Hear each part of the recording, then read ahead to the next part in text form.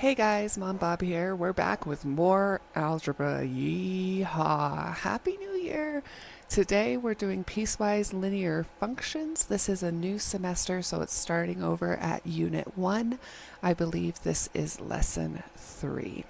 So piecewise functions are composed of many functions or pieces. Each piece applies to a different interval. So this is one piece, and this is a second piece. This is one interval, and this is the point where it changes. This is a second interval. It will make more sense as we go along. A rental car company functions rental cars. Oh my gosh, I'm not awake. Car rentals charges a flat fee of $50 plus an additional 25 cents per mile driven when the number of miles is no more than 100. If the car is driven more than 100 miles, the price per mile is increased to 75 cents per mile. So this problem has two different pieces. It has the piece for when you drive up to 100 miles, and then it has a second piece for when you drive more than 100 miles. So it has that strange angle in it, like we've seen here. Okay. The cost C of the rental car in terms of miles driven, M, is represented by the function below. C of M is equal to 0.25 M plus 50 when M, or miles, is greater than or equal to 0 or less than or equal to 100. And C of M is also equal to 0.75 M when M is less than 100. So this is the scenario for this first section. When you're driving between 0 and 100 miles, you're paying 25 cents a mile plus your initial charge of $50. And then this is the second section. When you're driving more than 100 miles, then you're paying 75 cents a mile. They don't want you driving their rental cars really far. It's going to wear out their rental cars, so they're increasing the cost to try to deter you from driving their car really far. How would you graph the piecewise function to determine how much you will pay based on how many miles are driven? How much will it cost if the car is driven 40 miles? What about 160 miles? So we're going to work through this together to see how to graph this, and then for if we drive at 40 miles and 160 miles. Okay. So the first piece, when 0 to 100 miles are driven, has a y-intercept of 50. That's because when you rent the car, you pay $50. Your automatic starting point is $50. Okay. Represented by the $50 flat fee and a slope of 0.25 representing the cost per mile. So for every mile you drive, you go 1 mile, you go up 0.25, 1 mile up 0.25. Okay, that's that slope for this first section. The slope is calculated using the y-intercept of 0.50, this point right here, and the point where the two pieces intersect, 175. Okay, so this is where everything changes. This is our first section. The second piece, when more than 100 miles are driven, has a steeper slope representing an increase in the cost per mile. So where it changes is this 100 miles, okay, and the cost goes up, so the slope becomes steeper. If the car is driven 40 miles, the distance falls within the first piece, okay? So 40 miles would be about here, and it's going to fall into this first section.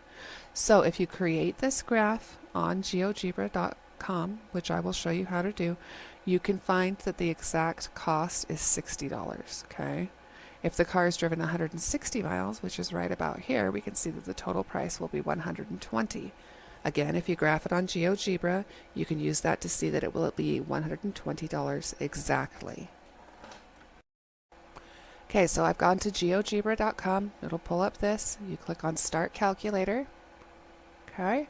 Up in here, we're going to type in our formula. Now remember, GeoGebra does not like it when you type in weird letters, so we're always going to start with f of x, okay, is equal to, doesn't matter what letters they use, the letters are irrelevant, it doesn't matter. Okay, so I just wrote down my formula from the other page, from the problem that we have. So it does this weird stuff, don't worry about it. Just come down here and we're going to type in 0.25x. They used m for miles, don't worry about it. We're going to use x plus 50 given, so we do the comma, 0 is, and we have to pull up our little less than greater than signs, okay? X less than or equal to 100. Okay, and this is our first line. I'm going to hit enter. Now, right now we have two lines showing on this. If I zoom out, you can see that we have two lines. Okay, this green line is irrelevant, so I'm going to turn it off. This is the line we're looking at. This is our first section. Okay, it's just like on the graph that I showed you on Canva, on the slides that we were using. This is our first section. Okay, now we're going to enter our next one. We're going to enter an expression where f of x is equal to 0.75x, given that x, we need our little greater than, less than signs. Now this one is supposed to be without the equals, but I have not been able to find that in GeoGebra. I'll explain what those mean later. Don't worry about it right now. Just go ahead and enter your formula, hit enter, okay? Now, my headphones are yelling at me that I have a low battery. Okay, so now we should have a second line. And for some reason, it did not pop up. Why? Oh, right here, because it's not. Boop. And here's our second line. So you can see GeoGebra gave us the same formula, the same line that we had in the other one. You just need to make sure that your extra ones are turned off. Okay, so now we wanted to know at 40 what the cost was. So 40 and 60, which is the answer we had before. And then at 120, you can zoom in if you need to so that you can find the exact answer. 120 is going to cross right there at 90. So non-strict inequalities are represented by closed circles on a piecewise graph, and they use either the less than or equal to sign or the greater than or equal to sign. So if it has the equal to part of it, it is a non-strict inequality. Okay, and they have a closed circle. So down here, let me get rid of my little highlighter. You can see right here how this has a closed circle. This is a non-strict inequality. Okay, strict inequalities are represented by open circles, like that right there, and are just greater than, less than. Okay, equal sign, closed circle, no equal sign, open circle. Closed circle, not strict. Open circle is strict. Okay. So graph the piecewise function f of x is equal to blah. Okay. The easiest way to do this is going to be to go on GeoGebra and do it. Remember, in our formula we have y equals mx plus b. This is going to be your y-intercept. Okay. This is going to be your slope, y equals mx. Okay, x is the variable that changes, but the m, the number that would be right here, so in this case -1, is going to be your slope. So it's going to go down 1 over 1, down 1 over 1. This has a negative slope. The line's going to go like this. This one has a positive slope. It's going to go up 1 over 1, up 1 over 1, up 1 over 1. And it doesn't have this y-intercept, so the y-intercept is going to be 0. Okay, so if you come over here, you can see, moving from left to right, the first function, y equals -x plus 2, negative slope, okay, is graphed for all the x values less than 0. This is our negative slope, down 1 over 1, down 1 over 1, down 1 over 1. In this case, they started at our y-intercept 2 and went up 1, left 1, up 1, left 1. That works too. Either way, it's a negative slope, okay? All of these are less than 0 because we're dealing with a negative slope. Notice there's an open circle on the endpoint 0, 2, because this function is defined by values strictly less than 0, but not including 0. And when it's strict, it has only the greater than, less than, no equal sign. Okay. For the second function, which is this line here, y equals x, it's graphed for all x values greater than or equal to 0 because its x is greater than or equal to 0, which we see back here. X is greater than or equal to 0. Okay. So notice that there's a closed circle on the endpoint of 0, 0 because this function is defined for values greater than or equal to 0, including 0. It's an equal to sign, greater than or equal to, so it's a closed circle. Okay. Notice that x equals 0 is an important value on this graph because it is where the pieces of the piecewise function separate. This is our x-axis, And at x equals 0, this is where the two lines diverge. This one goes this one. This one goes this way. X equals 0 is our point of separation. Okay? We'll do another one together. Graph the piecewise function f of x is blah, blah, blah, blah. Here we have an equal to, so that's going to be open. Not equal to, closed, equal to, open. Okay, we're going to have 3 lines. 1, 2, 3. This is what it's going to look like. The function f of x is equal to negative x plus 1 is graphed over all x values less than or equal to negative 1. Okay, so this right here is our starting point. Okay, this means that the endpoint is located at the coordinate negative 1, 0, and it's closed because if we look, it has an equal to, so it's closed. Okay, I think I said it backwards before. I apologize. The function f of x is equal to negative x plus 3 is graphed over the x values between negative 1 and 2. So we're dealing with this line right here, okay?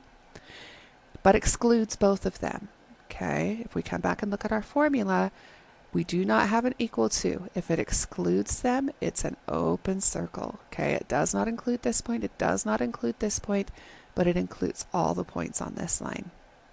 This means that the endpoints at the coordinates negative 1, 4 and 2, 1 are both open. The constant function f of x is equal to 4 is graphed over all x values greater than or equal to 2. This means that the endpoint at the coordinate 2, 4 is closed. It includes this point. This line and this line only have one endpoint each because they continue on in each direction. You can see that here because x is greater than or equal to 2 and x is less than or equal to negative 1. Here it has a bottom range and a top range, which is why this middle line has 2 endpoints. Okay, now it's your turn. Graph the piecewise function. F of x is equal to negative x minus 1 where x is less than 2, x plus 4 where x is greater than or equal to 2. So this one does not include the endpoint, so it's an open circle. This one does include the endpoint, so it's a closed circle. So go to GeoGebra, enter these, get your line, and then come back. Pause the video. Don't cheat. You need to know how to do this. Okay, your graph should look like this. The function f of x is equal to negative x minus 1 is graphed over all x values less than 2. This means that the endpoint located at the coordinate 2, negative 3 is open. Now on GeoGebra, it doesn't give you the option of having open and closed endpoints, but you need to know for the quick check and the practice that this one is an open endpoint because it does not have an equal to sign. No equal to, open. Okay. The function f of x is equal to x plus 4 is graphed over all x values greater than or equal to 2. So that's this line. This means the endpoint located at the coordinates 2, 6 is closed. This one does have an equal sign, so our endpoint is closed. Okay. If you guys want me to show you how to graph these without GeoGebra, how to graph it by hand, please leave a comment and I will make a second video to do that. But I am all for working smarter, not harder. And if you have a computer to watch this, then you have access to GeoGebra, so why make it hard on yourself? Here's the next problem that's all you. It has a picture. A police officer issues tickets that vary in cost based on how fast the car is speeding.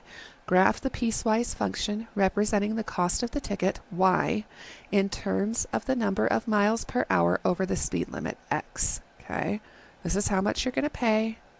This is how based on how fast you were going. So go ahead, pause it, create your graph, come back. This is what your graph should look like. The function f of x is equal to 50 is graphed over all x values less than or equal to 10. This means that the endpoint located at the coordinate 10, 50 is closed. So this is 10 on the graph. If you're going 10 miles over the speed limit, you're going to pay $50. Okay, if you're going up to 10 miles. So anywhere between 1 mile over and 10 miles over, you're going to pay $50. And this is in real life. This does really happen, just so you know. We know that endpoint is closed because it has this equal to sign. Okay, the function f of x is equal to 80 is graphed over all x values greater than 10, but less than or equal to 20. So if you're going between 11 and 20 miles per hour over the speed limit, you're going to pay $80. This means that the endpoint located at the coordinate 1080 is open, because if you're going 10 miles an hour over, you're paying 50, not 80. And the endpoint located at the coordinate 2080 is closed. If you're going 20 miles an hour over, you're paying 80, not this higher amount. Okay.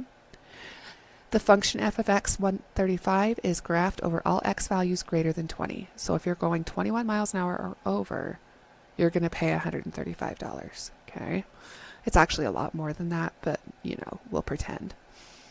This means that the endpoint located at the coordinate 20, 135 is open. It is open because there is no equal sign for this formula. Okay? Here's another one for you.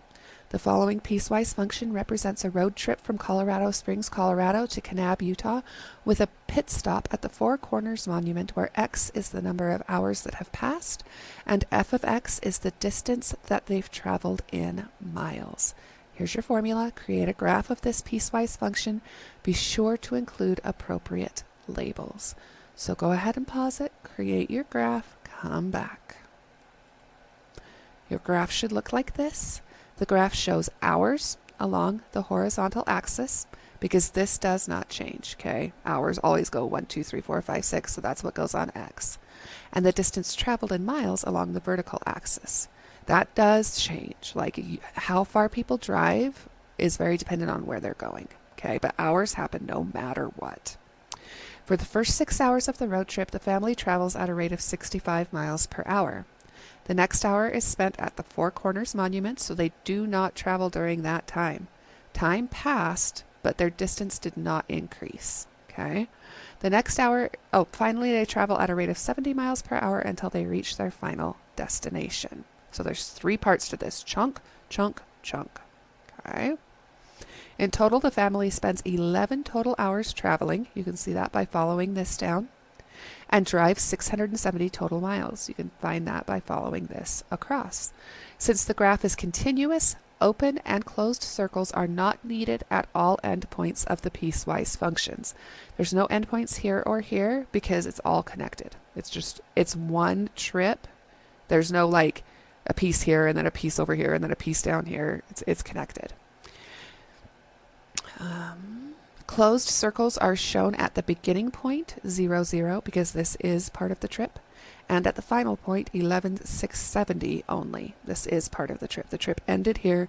The trip started here. They didn't have negative miles and negative time, and they didn't keep driving past where they were going. That would be rather dumb. Okay, here's practice question number 1. In the graph of the following piecewise function, which coordinate point will have an open circle? So if you have this formula right here, which coordinate point will have an open circle? Okay, so you'll have to go ahead and graph this on GeoGebra, but we know which coordinate point is going to have an open circle because this is not included. It does not have an equal sign. Okay, so the y-intercept here is 2. So I'm assuming you'll have to graph it to double check. Don't just take my word for it, but I'm assuming the coordinate will be 0, 2. Because 0 is the x-axis. It has to be 0 in order to cross the y-axis. And this is the point on y. Okay. Yep, this is the formula. That's the correct answer, but it wants the coordinate pair. This is the quick check question number 1. I do not answer quick check problems. I do not help you cheat, but you need to figure this out. So you graph the piecewise function. So do that on GeoGebra. Will the graph have any open endpoints? If yes, where? Okay, so you don't actually have to graph this. I will tell you that much. Work smarter, not harder. These signs are what determine if there's going to be any open endpoints. So you have to determine if there are or if there aren't and where they belong. Okay, second half of the lesson. Linear functions can be written in slope-intercept form, which is y equals mx plus b. M represents the slope, which is rise over run, and b represents the y-intercept. This is the variable that changes. Okay. Nuts and More charges different prices for nuts based on how many pounds are purchased. Walnuts cost $3.75 per pound if 0 to 24 pounds are purchased, $2.50 per pound if more than 24 but less than 50 pounds are purchased. I don't care about nuts, I'm yawning. And $2 per pound if 50 or more pounds are purchased. This tiered pricing is meant to incentivize customers to buy more walnuts. The pricing plan is shown in the following graph. So they give us this graph, and they want us to write a piecewise function that represents the total cost y in dollars of purchasing x pounds of walnuts. So before they gave us the formula and they wanted us to make the graph, now they're giving us the graph and they want us to write the formula. We'll work this out together. So start by identifying the three intervals for the piecewise function. Write the intervals using inequality notation. The first interval is 0 to 24 pounds. You can see that right here. It also told us that in the word problem. Okay. This can be represented as 0 is less than or equal to x, and x is less than or equal to 24, inequality notation. Note that both 0 and 24 are included in this interval, which is why the less than or equal to and greater than or equal to signs are used. So both of these are closed endpoints, therefore you need to use the equal to signs. Okay. The second interval is more than 24, but less than 50 pounds of walnuts. This can be represented as 24 is less than x and 50 is greater than x. In inequality notation, note that 24 and 50 are not included in this interval. You can't have 24 here and 24 here, because if somebody buys exactly 24 pounds, you don't know which price to charge them. If they order 24, you're going to charge them this. Okay, so these are open because they are not equal to. The third interval is 50 or more pounds of walnuts. This can be represented as x is greater than or equal to 50. So the closed in goes here because this is equal to. In inequality notation, the 50 is included. There is no upper bound to this inequality as there is no limit to the number of cookies that can be purchased. It was walnuts. Way to go, math book.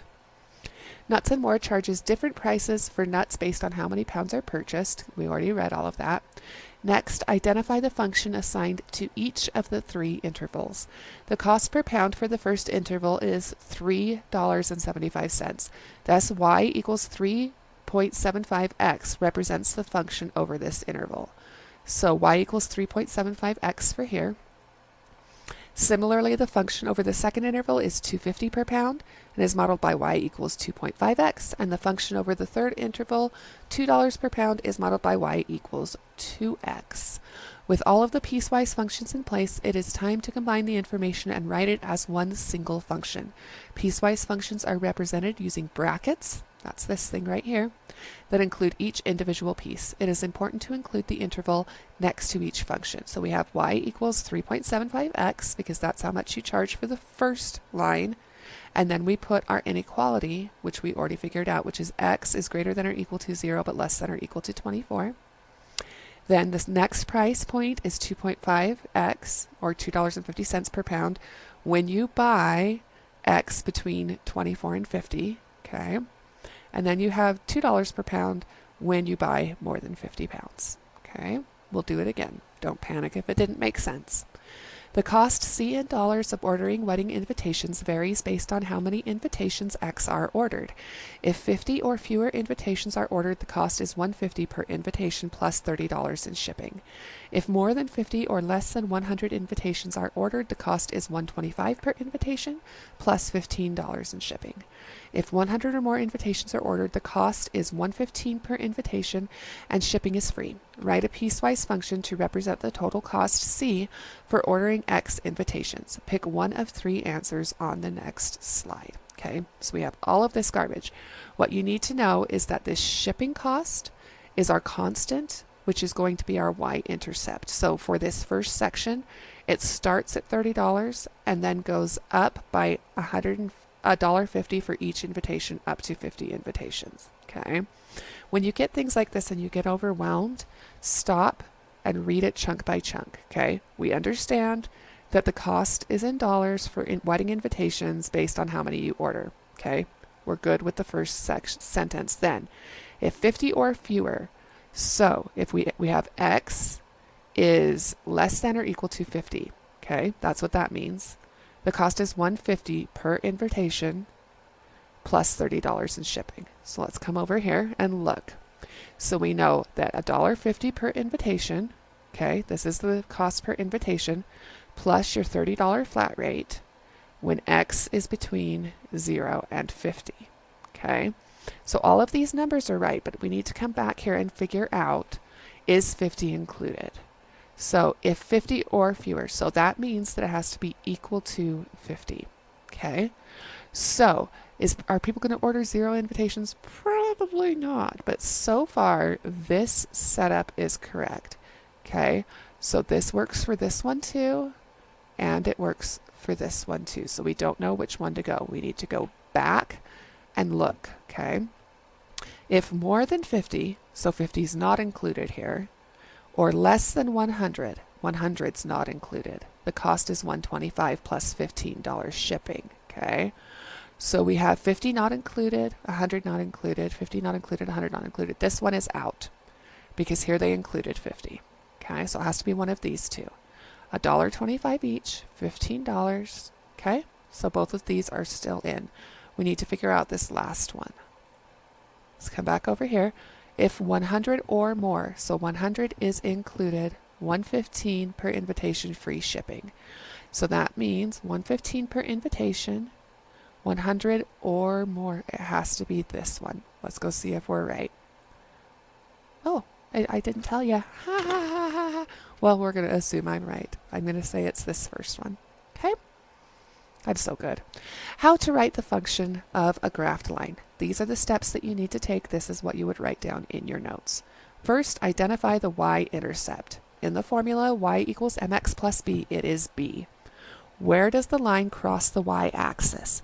For this graph, the y-intercept is 0, 1. So b equals 1. Okay? Second, identify the slope.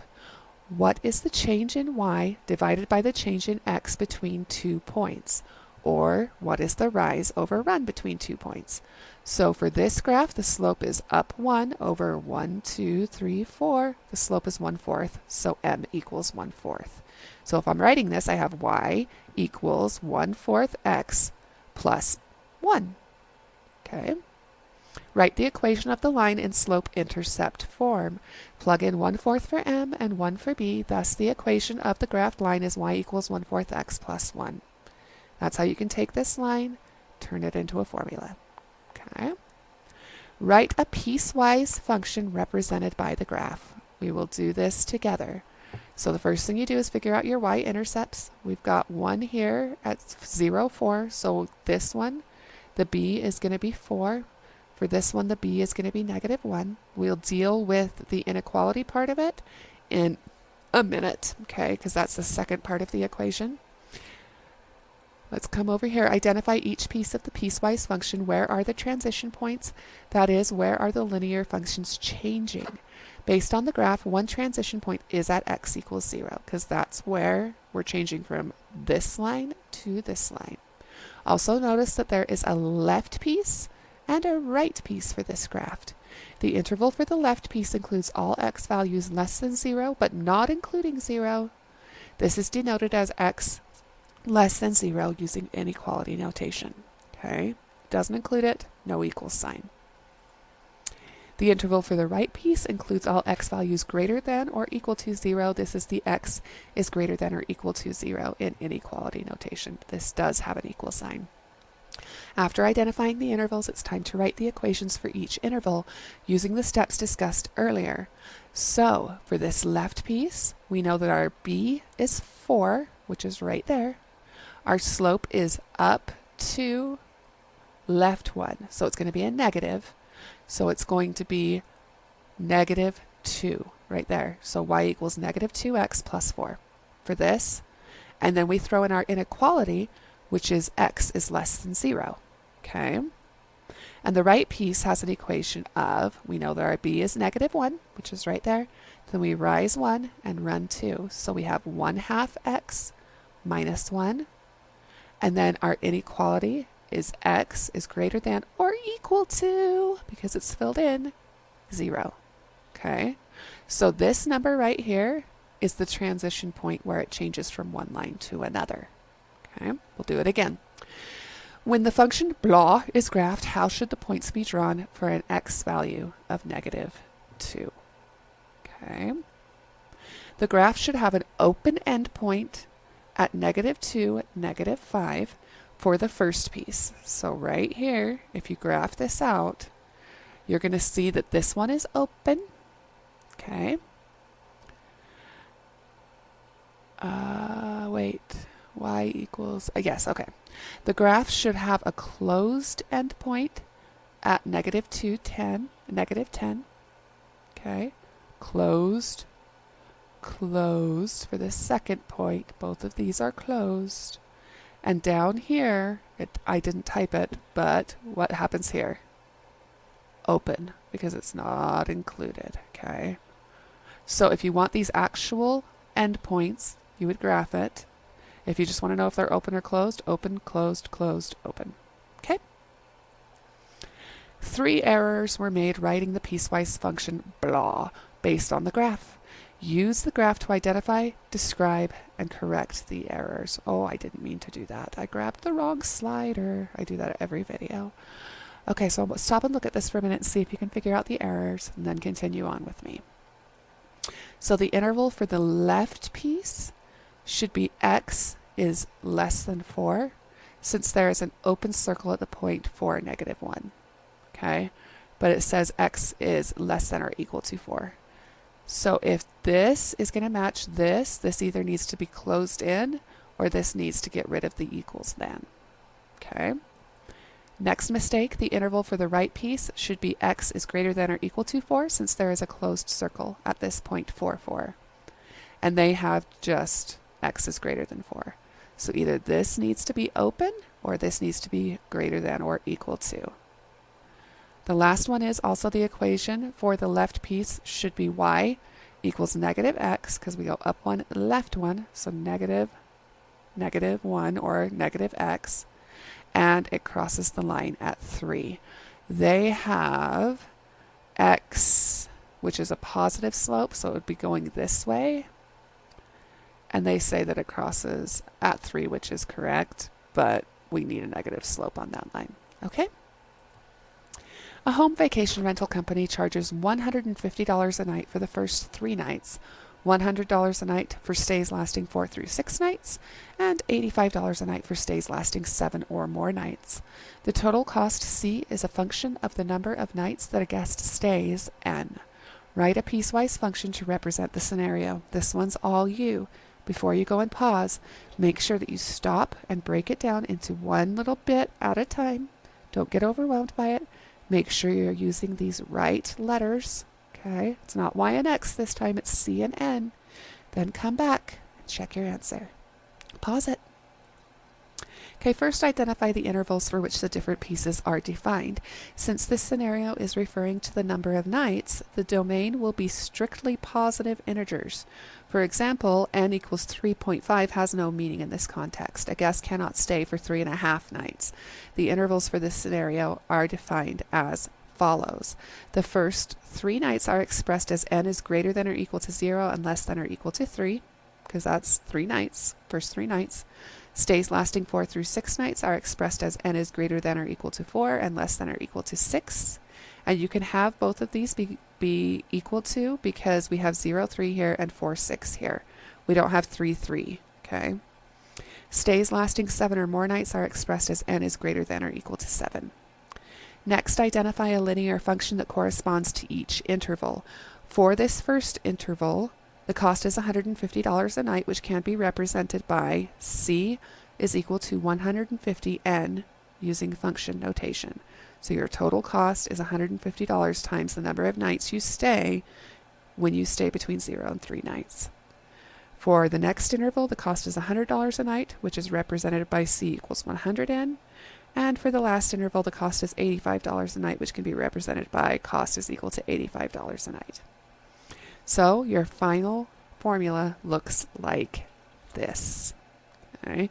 At any point, if something doesn't make sense, write down in the comment what problem, what color the slide is, whatever, and I'll go back and I will make another video for you. Okay? Write a piecewise function for the graph given. This is all you. The happy little upside down snowman with no arms apparently says so. Pause the video, do it, come back.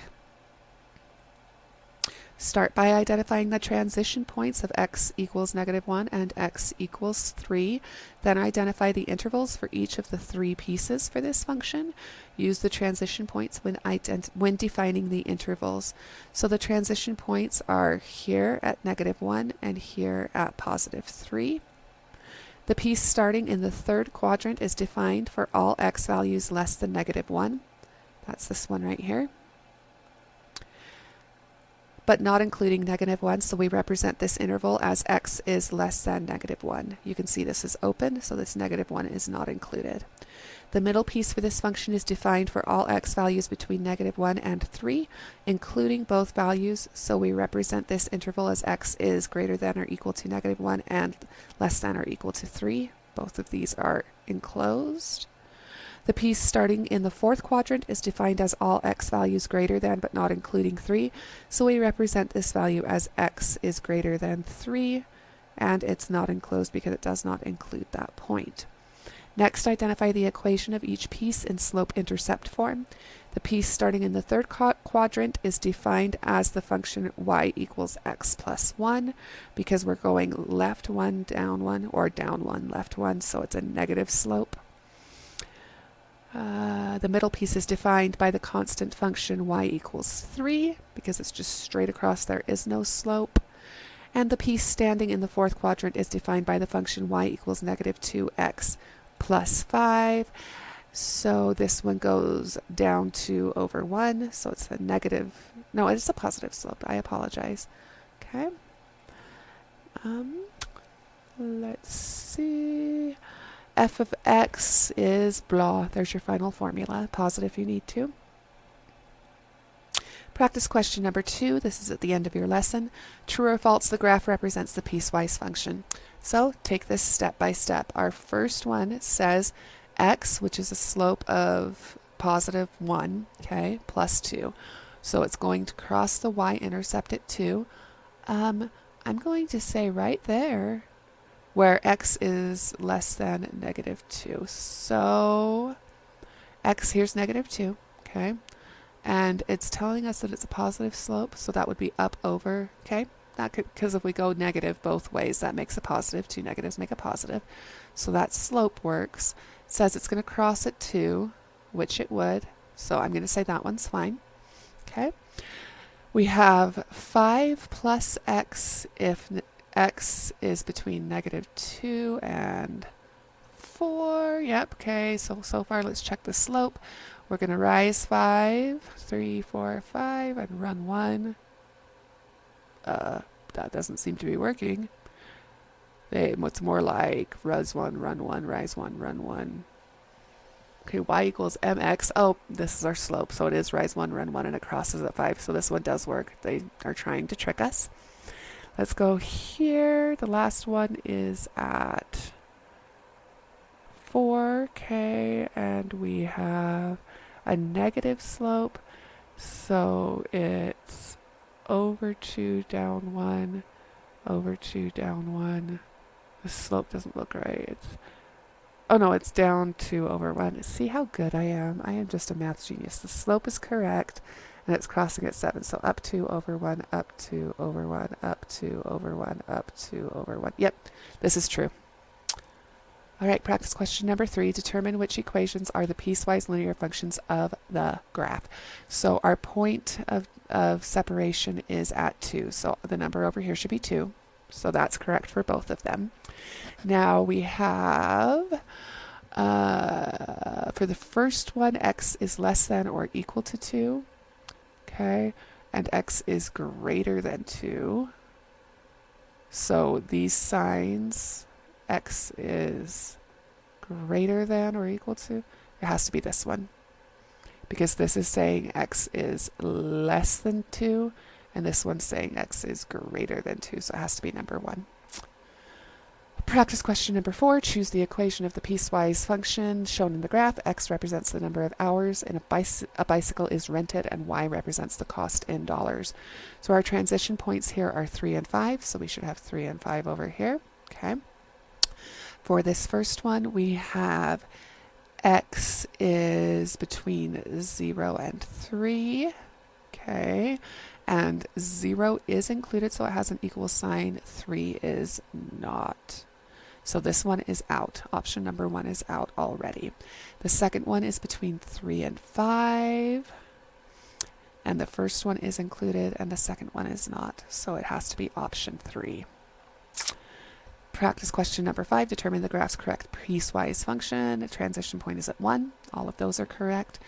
This first one says X is included. So X is less than 1. So this one is actually showing up on the bottom. So they're trying to trick you.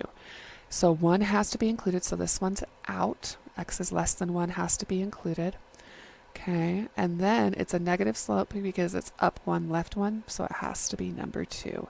So how I'm figuring out all of these is I'm just starting with any part that you want to. I'm choosing this diversion point, this point of separation, and then I'm going with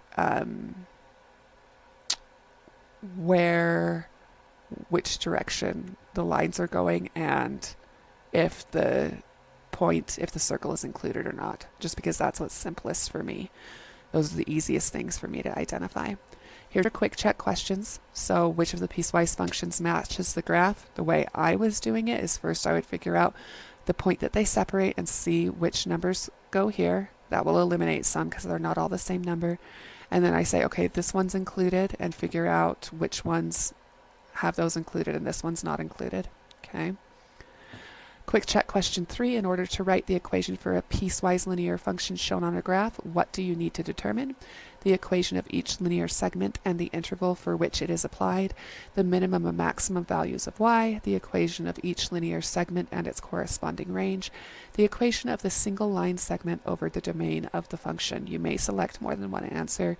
You will need to select more than one answer. Quick check question 4 is again, figure out which one of these applies here. So again, I would figure out the point that they separate, check these numbers over here, and then I would figure out, okay, this one's included, so which one of these say it's included, these ones are not. Okay. Last one, quick check question 5, figure out which formula is correct, and we survived. Happy New Year, you guys. I'm sorry that we have algebra again. We will make it through this together. If you have questions, post them. I will come back and help. I am suffering with you.